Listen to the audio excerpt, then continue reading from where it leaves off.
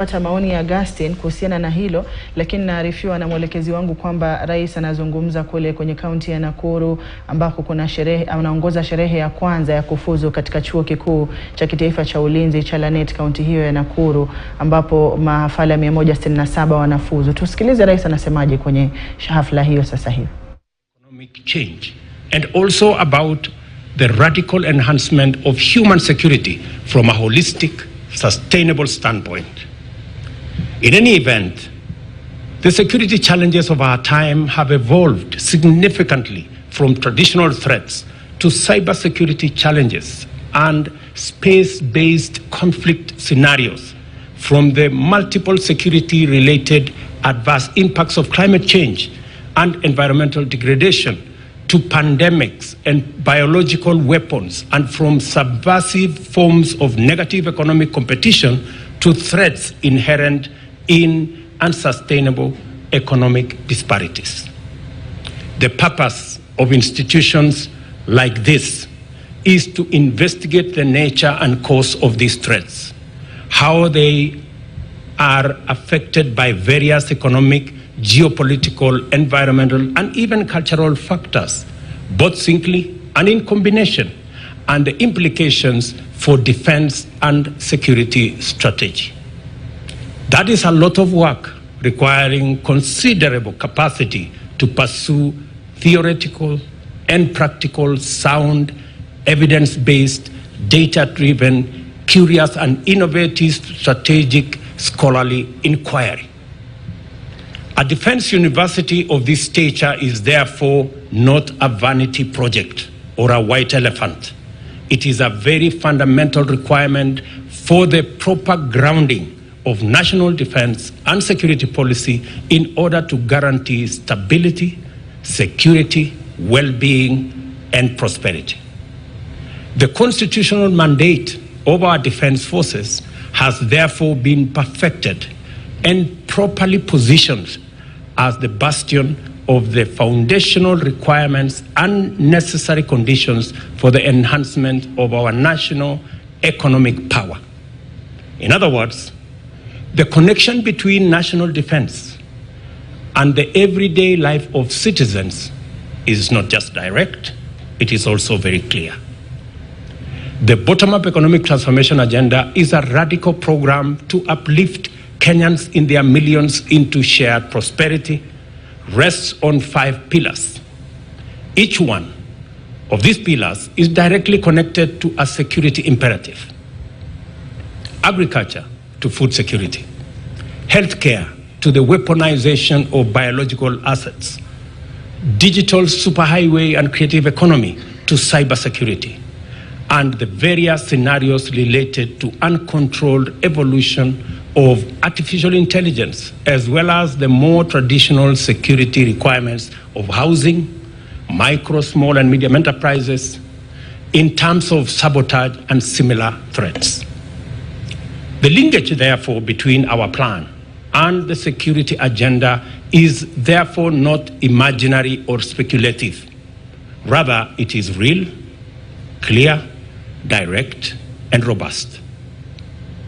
The National Defense University Kenya is therefore well positioned to play a fundamental role in our national transformation by contributing to the development of a formidable critical mass of well-grounded personnel, strategists, leaders, and policymakers, as well as researchers, creators, and innovators who will imagine effective ways of thriving in a constantly transforming security and development paradigm.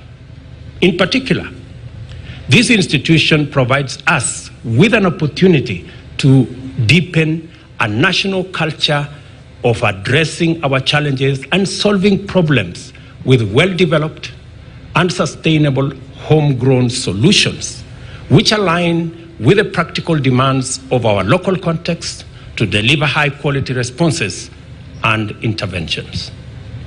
This event eloquently testifies to the fact that the National Defense Kenya University has come of age and taken up its rightful position in the higher education and training scholarship, and research ecosystem of our country by occupying a niche which reinforces the role of the defense sector as a public service good and enriches our development strategy by developing special dimensions of security and development.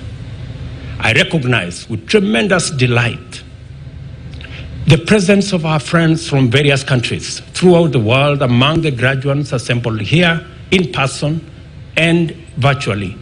And I trust that your experience at the National Defense University College has enhanced your professional capacity and commitment to make a contribution to a peaceful world. It is clear that the National Defense College Kenya is a world-class institution that has already earned the respect of important stakeholders in the national defense sectors throughout the world. This is the scope of the vision that you must continue to embrace: global, diverse, inclusive, innovative, dynamic, and committed to excellence and integrity. In consideration of the broad scope of the emerging security mandate and appreciating the complex and dynamic nature of contemporary security environment, I encourage the university to significantly increase its capacity of world-class research and innovation in order to develop effective solutions to current and emerging security challenges, especially those with a transnational dimension. I have said on previous occasions that research and innovation are the cornerstones of progressive research, because by this means we acquire the tools to tackle difficult problems, the means of taking informed decisions, and access the opportunity to turn the tide of development in our favor. There is no better foundation on which to establish our defense and security policy and strategy than research and innovation, because in so doing, we stay ahead of our competition, threats, and challenges at all times. I am confident that through research undertaken in this university, the ideas developed in its lecture halls and the innovations incubated here